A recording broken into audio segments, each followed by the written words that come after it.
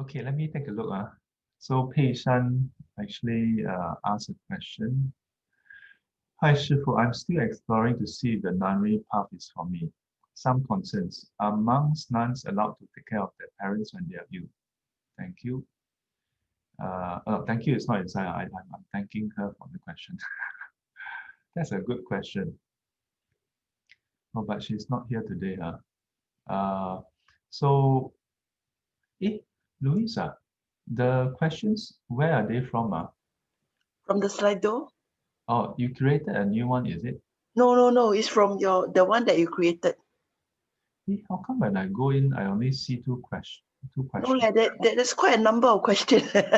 Oh, is it? Yeah, so I always pick up one, then after that I'll put a tick there. Yeah. Okay. Thank you. Because that day I went, after you told me, I went in to check again. Then, still only two. Where do you come? Where did the question come from? No, there's still a few number of it. Okay. I think that's a good platform. So that because sometimes you all may have questions in between the week, you all may not have questions the moment you see Shifu. Shifu has this special power. Special power. Sometimes students they arrange to meet me for consult, but when they meet me, I talk. Then two hours later, they go back. Then after that, they text me, Shifu, I forgot to ask you my question. Not just one. Like many students, it happened to them. When they see me, then they talk, and they forgot about that question.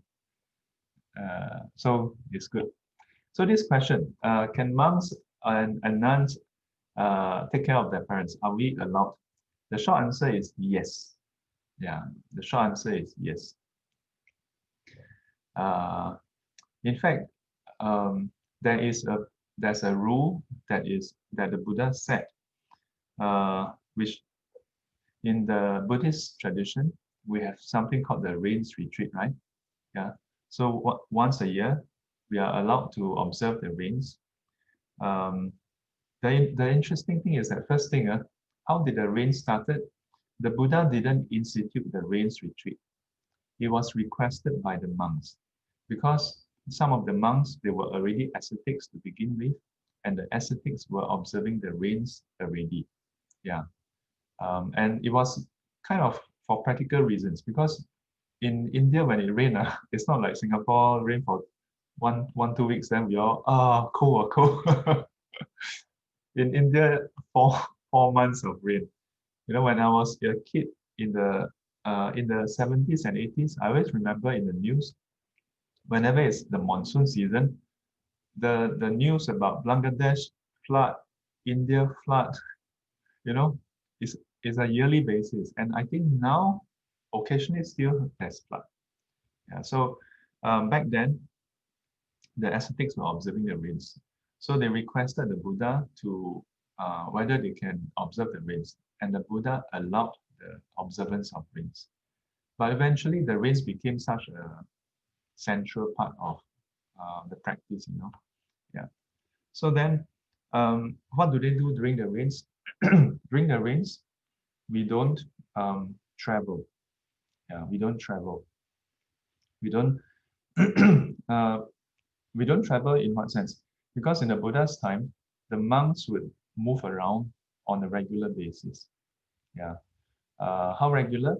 They would stay under the tree for 3 to 4 days, then they will move. And it's not like this tree moved to that tree moved back to this tree. It is that they will move to another village, they'll move to another town, they'll move to another city, they'll move to another state. Yeah. So that's why in the Buddha's time, the chance to see Sangha members is actually quite rare. Yeah, it's actually quite rare. You always hear the description, 3,250人聚. Yeah, that there are 1,250 monks. That is a rare occasion actually, not all the time, In many suttas, sometimes the Buddha even traveled alone. Yeah. Of course, eventually when the Buddha had an attendant and is consistent, then the Buddha would travel with the attendant. Yeah. So then what happened? When they observed the rains, then they don't travel. Yeah, so that's the only 3 months that they are allowed not to travel. Whether in the 4 months range, the earlier 3 months or the later 3 months. So we call it 前安居后安居. Yeah. In China, we call it 下安居 because China no rains. Yeah, but eventually we somehow I don't know, we take it that the retreat was always in summer, but actually in India there's the it's actually the rains retreat. Yeah. So anyway, there are 2 exceptions given for the retreat where we are allowed to travel.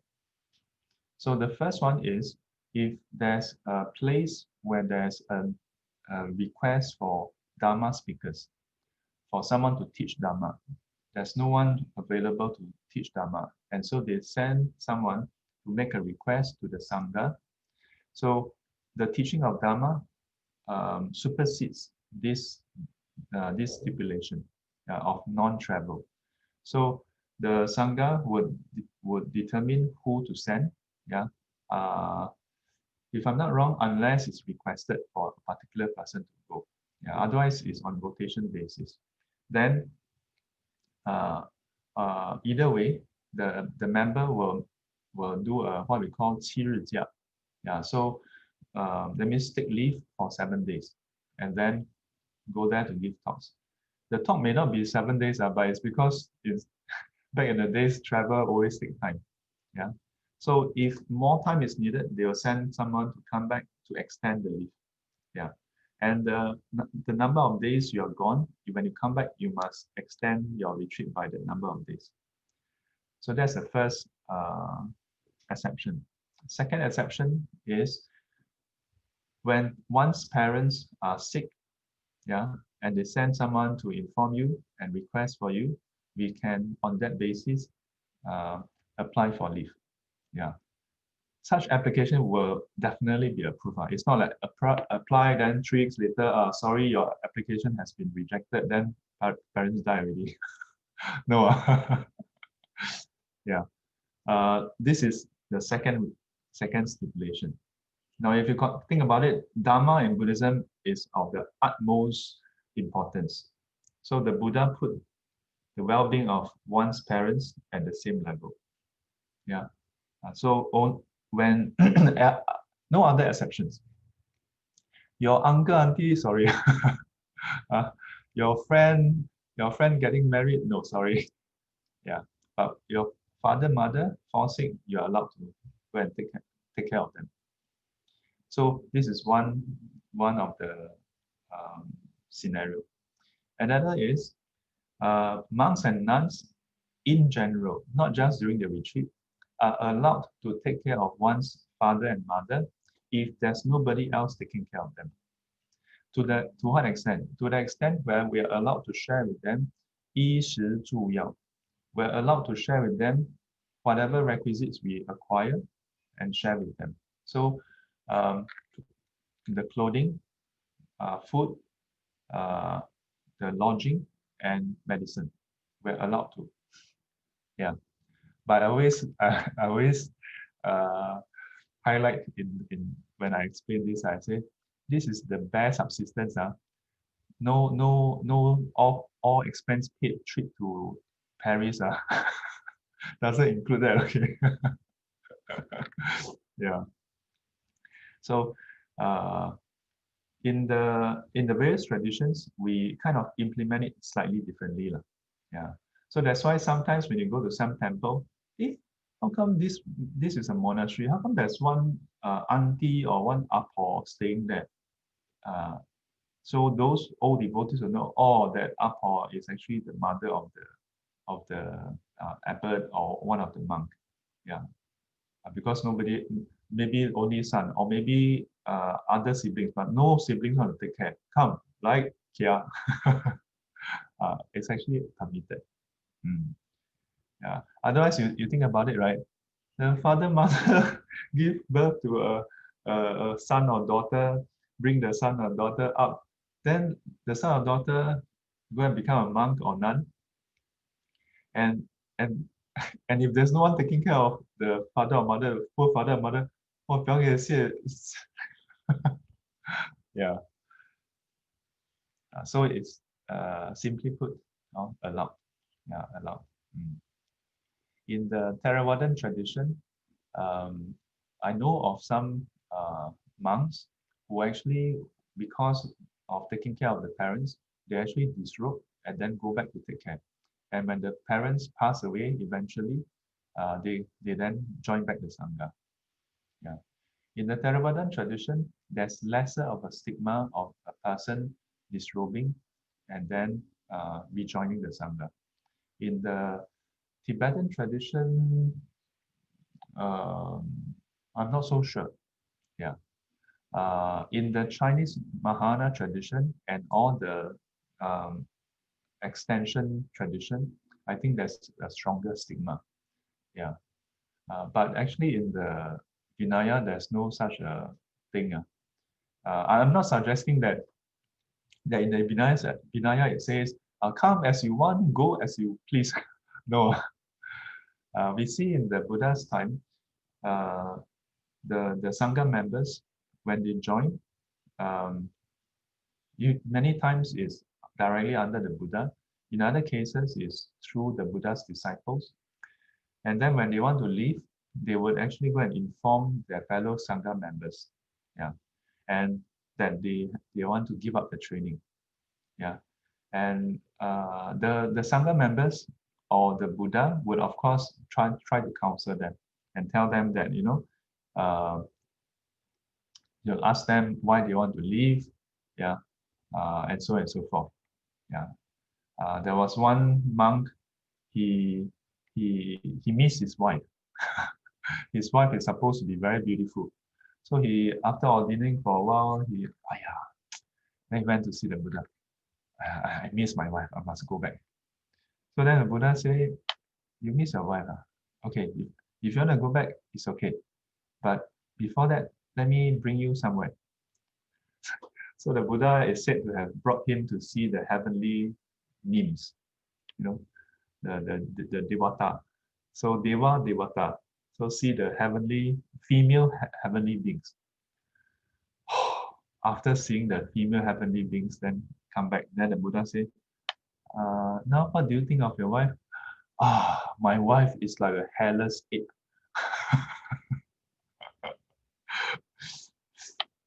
Then the Buddha said, if you stay on, you can have those heavenly nymphs. Yeah. The Buddha actually gave this promise, I'm serious, it's inside the Pali Canon, not other sutra, in the Pali Canon. So this monk, he was like, oh, really? Okay, I stay on, I meditate. So after a while, right, the reputation started to spread. No, that's the monk who stay for heavenly beings. So he was quite disturbed. Then he continue practice until he actually attained arahanthood. And the moment he attained, he realized was it arahanthood or sotapanna? But anyway, when he attained enlightenment, he realized his folliness. Yeah, he realized his folliness, and he quickly went to see the Buddha to relieve the Buddha of that promise. He said, and then he basically told Buddha, it was so wrong of him to put the Buddha in that spot, And the Buddha said, the moment you attain enlightenment, the Tathagata has been relieved of that promise. Yeah. So yesterday, another student, the other day, a student told me that she also had this thought of ordaining. But then her thought of ordaining is very interesting because, as I've shared before, for me, my first attempt at ordination, right, I got rejected. You know that you can get rejected when you want to ordain.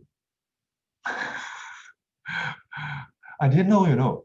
So after my first novice retreat, I tried to I during there's an exit interview, you know, after the retreat. Everybody will go and meet one of the venerable, and then the venerable will interview you and ask you how the retreat was. So then I said, I want to ordain. Then the venerable asked me, why? At that moment, I was like, huh? You mean, yeah, huh? You still ask me why? In my mind, I was like, isn't there a shortage of Sangha members? Shouldn't you be, come, right? 抓着他，抓着, hold him, shake, immediately shake. You know, he asked me why, no. So in that moment, I panic. Then I just blurt, I don't want to get married.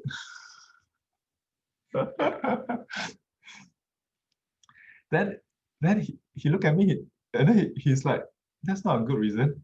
There are a lot of people who don't get married, but they don't want to ordain. You know, doesn't mean that you have to ordain, no. I think you better go back first, then you think about it. Then I was like, 我表演这个 you know the emoticon with the sweat here. 噔. Ah. So anyway, so this student heard of this story, right? So that day she texted me and she said,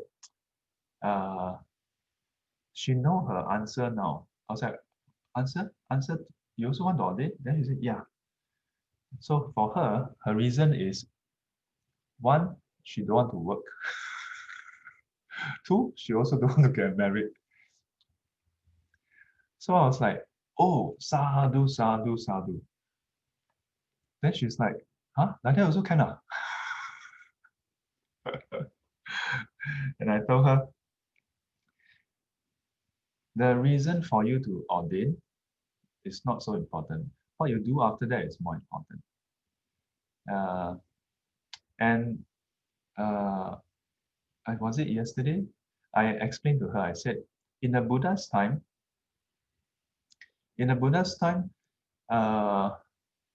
there was a Brahmin who got drunk. I think it was a Brahmin. And he wanted to become a monk. In his drunkard state, he wanted to be a monk. No? So of course the Sangha rejected him. Yeah. But the Buddha allowed him, you know. Then the monks were like, but tomorrow when he wake up, he will disrobe. Then the Buddha said, well, at least then he will be a monk for one day, one night, you know, like for this period. Yeah, because before that he never planted any wholesome seed for don't know how many kalpa, no. At least let him plant a seed. So he was allowed to ordain. And sure enough, the next morning he wake up. What am I doing? No, I don't want. I go back. Like that also can, oh. Yeah, like that also can, oh. Yeah. No, I'm not suggesting that people should just come and go, you know. So I told that student, I said, because when I told her that it's okay, she was a bit like confused, like, huh? Although the reason is from her, she was surprised and confused. So I said, there are a lot of people who don't want to work, but they also don't choose to ordain. You go and ask around how many people got retrenched, how many people don't feel like working, they still work hard. Yeah, or they think of ways to make a lot of money, maybe even in an illegal way, so they don't have to work. How many people who don't want to work choose to ordain? You know? And then I said, and there are also many people who don't want to get married. But how many people want to ordain?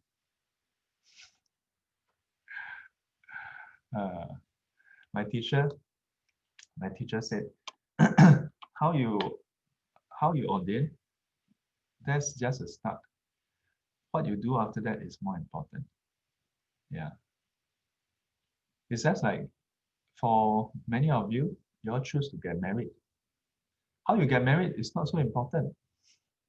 You know, how grand the ceremony is, yeah, how many table you have, whether it's in Shangri-La or Orchard Hotel or what, you know, whether you have a 3-month honeymoon or 3 weeks or 3 days, Not so important. How you get along for the rest of your life, that's more important. Yeah. So sometimes I tell students, 出家or 成家, the two both are very similar. Nobody 成家 thinking that they'll be suffering. Nobody 成家 to suffer. 成家 lin toy. 成家 means start a family. Settle down, start a family. 出家 means ordain. Yeah, become homeless. One have home, one become homeless. Nobody decide to 成家 thinking, Ma, I want to get married. Who? Oh, this girl. Why? What's so good about it? Nothing good. Then why you want to marry her? I know. I know. If I marry her, I will suffer. Then why you want? I want to suffer. Yeah. Or is there any girl who Pa, I want to marry this guy. This guy, what's so good about him? Nothing good. Then why you marry him? Yeah, I want to suffer with him. Huh? Nobody do that. Similarly, why do people ordain? They ordain because they think that ordination can help them remove suffering. I say they think, doesn't mean that it's not true. Yeah, doesn't mean it's not true. I'm trying to highlight that both start off with this kind of intent, thinking that they will have more happiness, thinking that they will have less suffering. Yeah. What is the difference? Difference is the view. One view is that my happiness and my removal of suffering will happen with this person. When I have this person, my happiness will increase. When I have this person, my suffering will decrease. For those who are married, you know the answer. If your happiness depends on anything else, in fact, if your happiness depends on anything, you're bound to suffer. Even if your happiness depends on yourself, it's not so reliable. Until you are enlightened, yet it's not reliable. Whereas for the ordination path, in some way similar, also depend on what? Depend on the triple gem, depend on the truth, depend on the Dhamma. Yeah. In a way, also depend on yourself, depend on your cultivation. So if you cultivate, then you are free of suffering. You don't cultivate, then who can you blame? Yeah. So whenever I see lay people, I actually feel you are very courageous. Especially those, no, not all lay people are courageous. Those lay people who stay as lay people and want to practice are very courageous. Yeah, but why? Because very tough. Yeah, very tough. Tough to maintain your lay position while cultivating. Easier to just put this aside and cultivate. Yeah, that's why Bodhisattva path is very tough. Bodhisattva path doesn't mean that it must be a lay, but Bodhisattva path must be involved in the affairs, in the matters of sentient beings. The Sravaka path is easier, relatively speaking. Okay, easier. You don't have to care about so much about the matters of other people. If you don't care, nobody can blame you. The Buddhas tell me just go and meditate. What you want? Like, for example, if tomorrow I decide, okay, from today I will cancel all class. Can or not? Can. That's why last year 3 months. In fact, when I do that, some students, this is cultivation. But if it's from the Bodhisattva point of view, can also, doesn't mean cannot. But for short duration, you're allowed. Yeah. You are allowed to do that if you are going into intensive meditative practice. In the Pusa it highlights. Other than that, you have to be involved and engaged in the matters of whether it's lay people or other people. Yeah. And at the same time, have renunciation as strong as the Shravaka, even stronger than Shravaka. Why? Because if it's not stronger than Shravaka, and you try to help people in samsara, you get stuck in samsara. Really not easy. Yeah. So Keong has a question. Very good. Some basic question. Well, basic question is always very tough one. When people say it's basic, wow, it's not. Okay, 3 refuge and 5 precepts. I heard from some other Buddhist teacher, practitioner, that undertaking precept is actually a form of training, whereas to me it is a form of Buddhist rules. It is akin to the Vinaya for lay people, right? Technically speaking, it should be taken every morning, is it? But if it is not taken, the precepts are not valid, is it? Thank you. Thanks, Shifu. Okay, so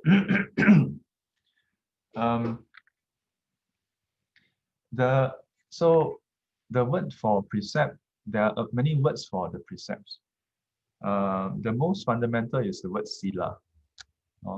Then we have the Vinaya. We also have words like Praktimosha or Patimokkha in Pali. So all the different terms delineate the scope and also the what you call that, it also describes slightly differently that cluster of precepts, if you will. In English, we often just translate to precepts. But in some cases, like the Bodhisattva vows, also translated as Bodhisattva precepts. Yeah, so what are the differences, right?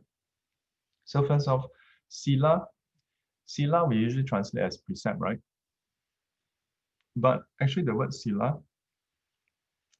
there was this senior Sri Lankan Bhante. In one of the talks, he explained that the word sila, while having the precept connotation, it actually has many other meanings. And one of them is behavior. Yeah. Behavior referring to our body and speech. Yeah. So when we say sama sila, right sila, so it's right behavior. Then it makes sense, Yeah. Because when you look at the precepts in that way, then it makes sense that, there are certain behaviors that lead to our well-being and other people's well-being. Behaviors of self-restraint, behavior of harmlessness. And such behavior are termed as right, sama, or righteous. Sama actually has, oftentimes we translate as right, but in Chinese we translate as zhen. If you look at the dictionary, Pali dictionary, Sanskrit, it actually has that righteousness meaning, not just right. Because right in English doesn't quite capture it. Or zhen can be translated as right, but it is more about righteous. That is the right way, not just correct, wrong kind of thing. So to consider the precept as a form of training is not wrong. The word precept is an English word. Training, of course, is an English word also, but training actually captures a bit more of what is meant to be. Like when we recite Panatipata, Veramani, Sikkhapadam, Samadhiyami, Sikkhapadam. Sikkha is actually more correctly translated as training, learning, and training. Sikkha is 学. 学. The Chinese translation is 学. The English translation for Sikkha is not precept, But I don't mean to say that Keong understanding is wrong. It's because usually we just refer to them as precepts. But the more complete thing is that it is a form of training where we are learning to purify our body and speech through the precepts or training rules. Yeah. Why is that the case? Because realistically speaking, we are not enlightened one. Yeah. So even though we undertake these precepts or training rules, there may be times where our deluded mind, yeah, our greed, hatred, delusion, we have been training in greed, hatred, delusion for beginningless time, Then once in a while we are human being. Once in a while we say, Laila, I take up the precept. Then the potential in us is disparate. So even though we consciously think, it's not right, we shouldn't do this, we should do that, but our defilements may be stronger. That's why we should see it as a training, we should see it as a learning. Yeah. Doesn't mean that we should take it lightly, but we should look at it as a progression instead of as a the kind of it's like what I mentioned just now about getting married. Yeah, it's actually just a start of a process and not an end itself. So then the question is, it should be taken every morning, is it? Strictly speaking, in the Buddha's time, it was never taken in that way. Yeah, the practice of reciting every morning is something that evolved later. Yeah, in the Chinese Mahayana tradition, we also don't recite it every morning actually. Yeah, we may recite the three refuges every day, but we don't recite the precepts every day because the moment we observe, right? In the Chinese tradition is 第一不杀生，是优婆萨优婆夷戒，汝等尽行受，能持否? Yeah, so is that the first is non-killing, is the precept for the upasaka upasika, that means the layman laywoman. You and all can you observe for life? Yeah, so it's for life. Until the end of this current form. So it's meant to be observed for life. So if we go all the way back to the Pali Canon, in the Buddha's time, the precept and the what you call that? In fact, oftentimes I don't see the precepts being formally observed. Yeah, it's oftentimes not separately observed. Why? Because when they take refuge in the Buddha, it comes with the Dhamma and the Sangha. Yeah. So the Buddha, so when they take refuge, right, they would basically just tell the Buddha, may the Lord consider me as a lay follower from this day on until the rest of my life, or the end of my life. That's it. And then the Buddha acknowledged in silence. And that's it. Yeah. No ceremony, no 敲锣打鼓, no 炉香赞, no. Yeah. No special day also. Like imagine you read the sutra, right? Then may the Buddha take me as a lay follower from today until the end of my life. And the Buddha said, today is not the right day. It's not the 1st or the 15th of the month. Please come back on the 15th because that's the nearest date. No. Yeah, every day is okay. Some people, when they ask me, Shifu, I want to take refuge. First misconception, Shifu, I want to take refuge under you. I said, no. Take refuge is never under a particular person. It's Buddha, Dhamma, Sangha. No, but Shifu, I want to do it under you. Yeah, I can administer it, but it's not refuge in me. I said, okay. So, Shifu, which day is suitable? I say, when are you free? When am I free? So second misconception. Oh, it must be on some special day,释迦牟尼佛诞, Guan Yin Dan. Yeah. No, don't be mistaken. because there are many temples that choose these days to administer. Yeah, like in Gongmingsan, there are 3 days, ma. Yeah, in many temples they choose Cui Silu and so on. I'm not saying that that is wrong, yeah, but I'm saying traditionally in the Buddha's time, any day is a good day. Yeah. In fact, many times I tell the students, don't wait too long because you don't know when you're going to die. I'm not cursing the student. I'm just saying, realistically speaking, that's a possibility, You have this kind thought. Sometimes when you have this kind thought, then all your negative karma ripen immediately before you can observe precept from Seak. Yeah. Ever happen? Not precepts. There's this student who texts me in the morning, asked me to do I think it was a hospital or home visit. The father seriously ill. I happened not to, because I was having engagement, so I didn't check. By the time I checked and I replied, oh, thank you, Shifu. My father has passed away already. Wow, I tell you, my heart really just sank, man. Yeah. And that's why uh, I I make it a point whenever there's requests for like this kind of visits, right? I always put that as a higher priority because you never know when the person going to go.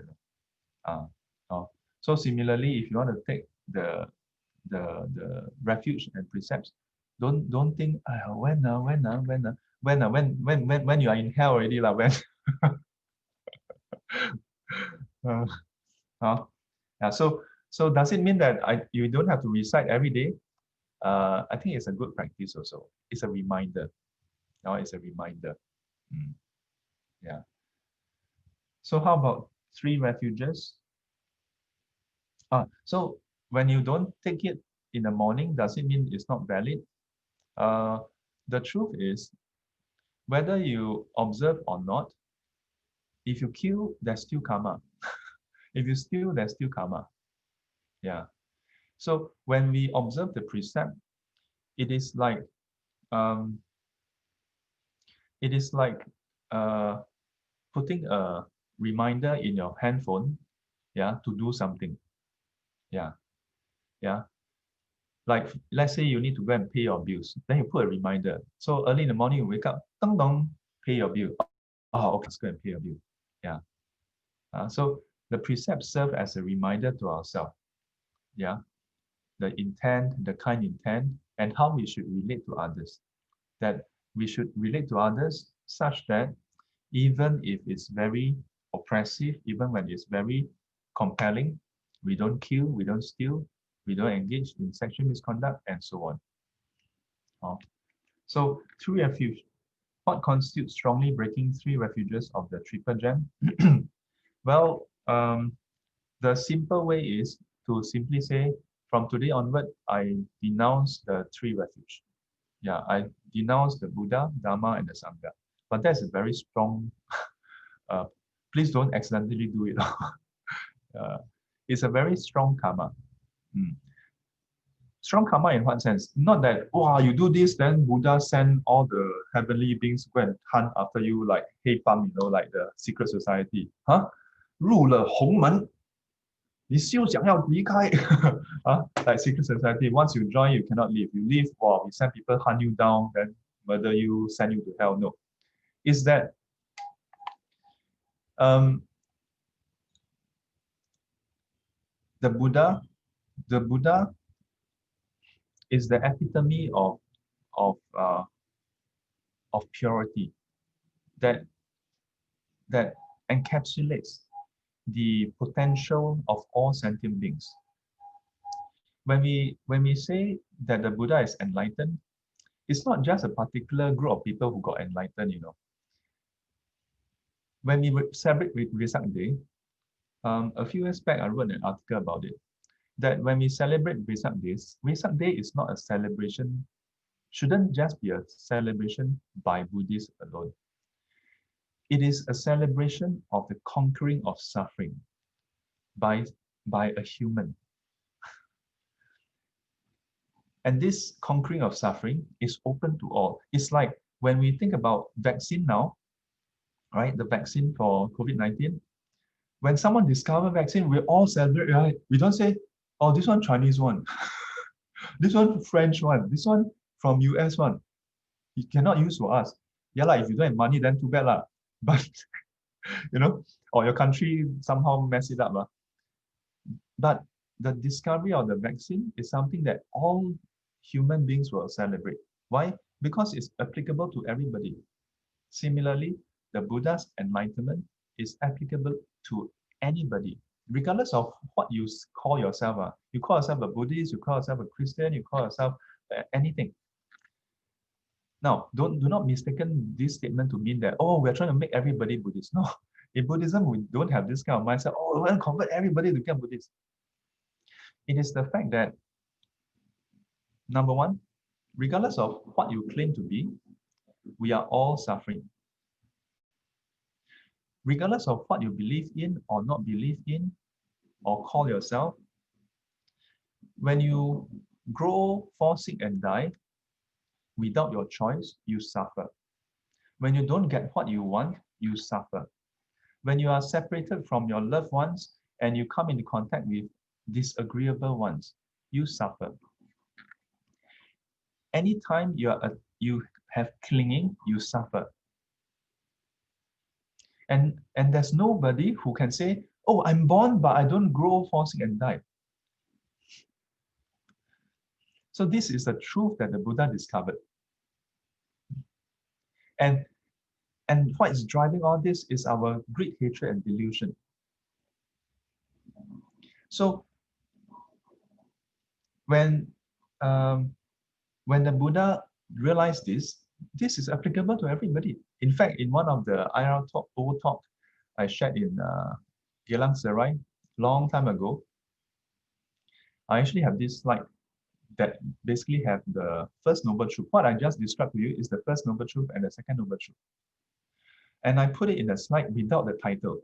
Before that, I have all the slides on Buddhism, right? Then I have this slide.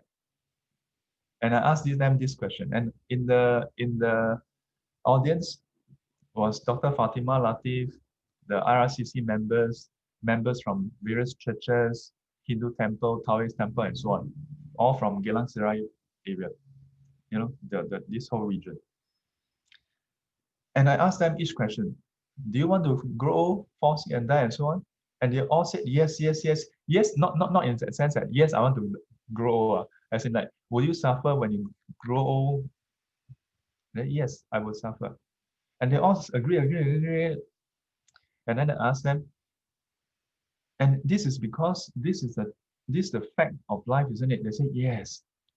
This is a truth of our human condition, isn't it? They say yes. Then I go to the next slide, which is basically an overlay. First noble truth of suffering. And I said, that's why the Buddha's teaching is called the first noble truth of suffering. And they all like, huh? What?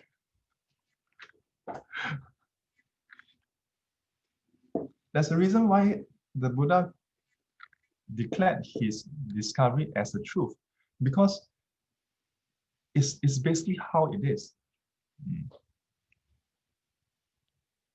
After that talk, a group of them came up to me, Muslim, was there Indian, I think there was a Christian, and they were like, the one of the Muslim speaker was like, so that's what the Buddha taught. I say, yeah. Yeah, he said, then what are we disagreeing about? I said, I also don't know.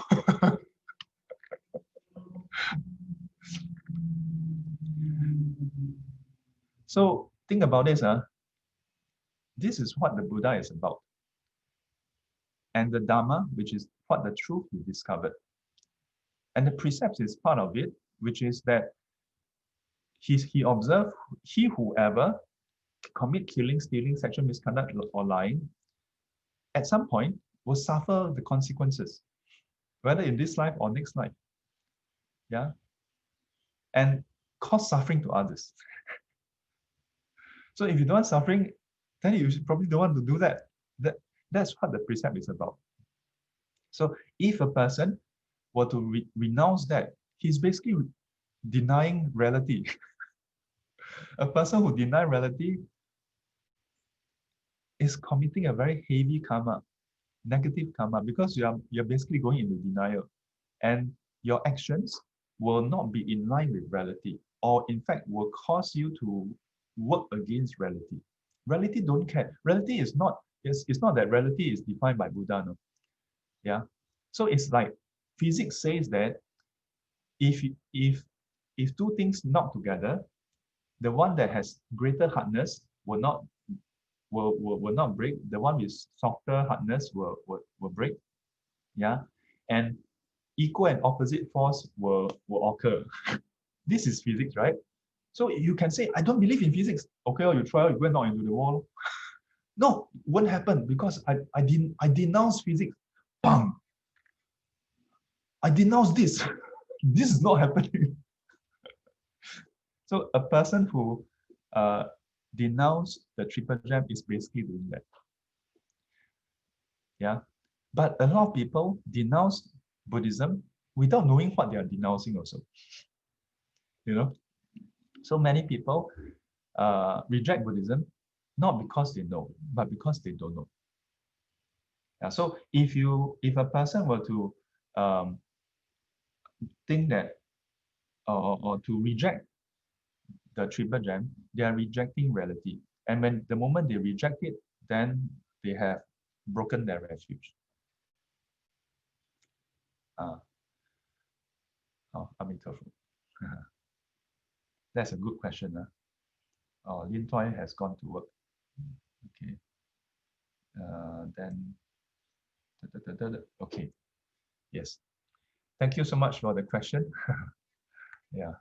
I hope it has helped to clarify your questions, yeah, or your doubts.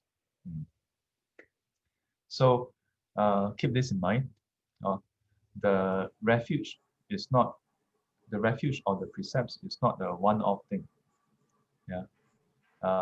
And when we take refuge in the Buddha, Dhamma, Sangha, we are taking refuge in this discovery of truth. Yeah.